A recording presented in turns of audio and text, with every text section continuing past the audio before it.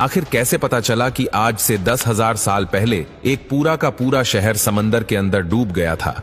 ये कहानी है इंसानों की एक ऐसी सिविलाइजेशन की जिसको आज हम अटलांटिस के नाम से जानते हैं। अटलांटिस की ये हैरान करने वाली स्टोरी एंशिएंट ग्रीस के एक फिलोसोफर ने आज से 2000 साल पहले लिखी थी और इस फिलोसोफर का नाम प्लेटो हुआ करता था।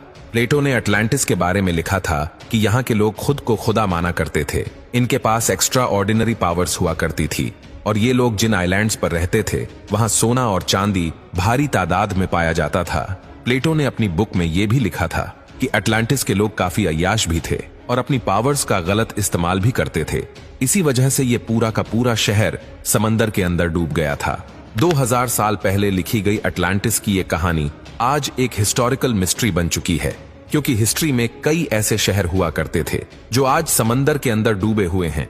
इसी वजह से कई लोगों को अटलांटिस के भी समंदर में डूबने पर पूरा पूरा यकीन है। लेकिन सवाल ये है कि इतना बड़ा शहर और पूरी सिविलाइजेशन अगर रातों रात गायब हुई तो आखिर गई कहां?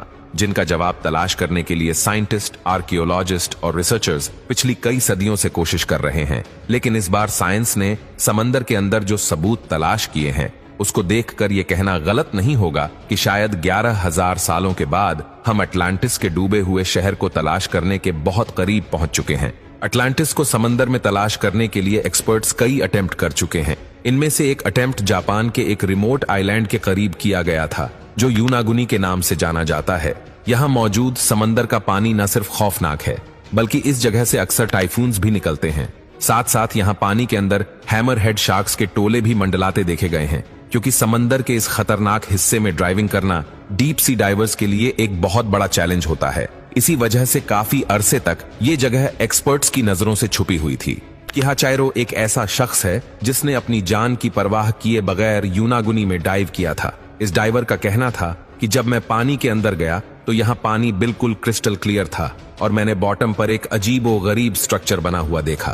पहले तो आराटाकी ने समझा कि ये नॉर्मल पत्थर का पहाड़ है, लेकिन उसका शक यकीन में तब बदल गया जब उसने इस पहाड़ जैसे दिखने वाले स्ट्रक्चर पर सीढ़ियों जैसे स्टेप्स बने देखे। इस डाइवर को यह समझ नहीं आ रहा था कि अगर ये नेचुरल पत्थर का पहाड़ है तो इसमें स्टेप्स क्यों बने हुए हैं। लेकिन जब आराटाकी इस स्ट्रक्चर को एग्जामिन करने के लिए थोड़ा और नीचे गया तो उसने जो देखा वो उसके लिए यकीन करना काफी ज्यादा मुश्किल था। जी हाँ, ये पूरा स्ट्रक्चर 6 फुटबॉल फील्ड जितना बड़ा था और इसकी हाइट 8 स्टोरी बिल्डिंग जितनी ऊंची थी। इस अजीबो गरीब स्ट्रक्चर के बॉटम से लेकर टॉप तक स्टेयर्स बनी हुई थी और इस स्ट्रक्चर की हर साइड हैरतअंगेज तौर पे रेगुलर पैटर्न में बनी हुई थी। ये सब देखने के बाद एक बात तो तय थी कि डीप समंदर में बना ये मिस्टीरियस स्ट्रक्चर नेचुरल तौर पे नहीं बल्कि इसको इंसानों ने ही बनाया है। लेकिन ये असल में चीज क्या है? जब एक्सपर्ट्स को इस मिस्टीरियस स्ट्रक्चर के बारे में मालूम पड़ा तो उनका मानना था कि सिर्फ डाइविंग के जरिए हम इस स्ट्रक्चर के बारे में जानकारी हासिल नहीं कर सकते, लिहाजा अब वक्त था टेक्नोलॉजी इस्तेमाल करने का। एक्सपर्ट्स ने फैसला किया कि मॉडर्न सोनार टेक्नोलॉजी को इस्तेमाल करके योनागुनी आइलैंड के आसपास समंदर को स्कैन किया जाएगा। सोनार एक ऐसी डिवाइस होती है जिसको जब पानी में डाला जाता है तो वो एक खास साउंड वेव्स फेंकता है। ये साउंड वेव्स समंदर में मौजूद डिफरेंट चीजों से टकराकर रिफ्लेक्ट होती है और तभी एक रिसीवर रिफ्लेक्टेड साउंड वेव्स को कैप्चर करता है और फिर कंप्यूटर की मदद से उसका एक 3D मॉडल बनाया जाता है। सोनार स्कैनिंग टीम योनागुनी आइलैंड के पास पहुंची और उन्होंने यहां समंदर के बॉटम का कंप्लीट स्कैन किया। जब स्कैन का 3D मॉडल बनाया गया तो सारी हकीकत खुलकर सामने आ चुकी थी। हजारों सालों के बाद इस मिस्टीरियस स्ट्रक्चर का लेआउट पहली बार इस 3D मॉडल में देखा जा रहा था और जो कुछ देखा जा रहा था उस पर यकीन करना काफी ज्यादा मुश्किल था। ये एक बहुत ही आलीशान, बेहद खूबसूरत और शानदार महलनुमा स्ट्रक्चर था। इस अमेजिंग डिस्कवरी ने पूरी दुनिया के आर्कियोलॉजिस्ट, जियोलॉजिस्ट और साइंटिस्ट को हैरान कर दिया था। हर कोई इस स्ट्रक्चर को देखने के लिए यूनागोनी आइलैंड में पहुंचने लगा था, जिनमें एक marine geologist professor Masaki kimura भी थे। प्रोफेसर किमोरा ने जब इस स्ट्रक्चर को देखा तो उनका मानना था कि इसमें कोई शक नहीं है कि ये इंसानों का बनाया हुआ स्ट्रक्चर है, क्योंकि इसमें कुछ ऐसे फीचर्स भी थे जिससे ये साबित हो रहा था कि हजारों साल पहले जब ये स्ट्रक्चर पानी से बाहर हुआ करता था तो ये किसी अननोन सिविलाइजेशन के इस्तेमाल में था। इस स्ट्रक्चर में अंदर जाने का एक टनल भी बना हुआ था जो शायद इसकी मेन एंट्रेंस थी। इस एंट्रेंस और स्टेयर्स तक जाने का प्रॉपर रास्ता बना हुआ था। ये स्टेयर्स स्ट्रक्चर के टॉप तक जा रही थी और इसके टॉप पर बिल्कुल फ्लैट टेरेसेस बने हुए थे। इनमें से सबसे टॉप वाले टेरेस पर एक ऐसी चीज भी थी जिसको देखकर यह अंदाजा लगाया जाता है कि यहाँ रहने वाले लोग हजारों साल पहले भी काफी मॉडर्न सोच रखते थे।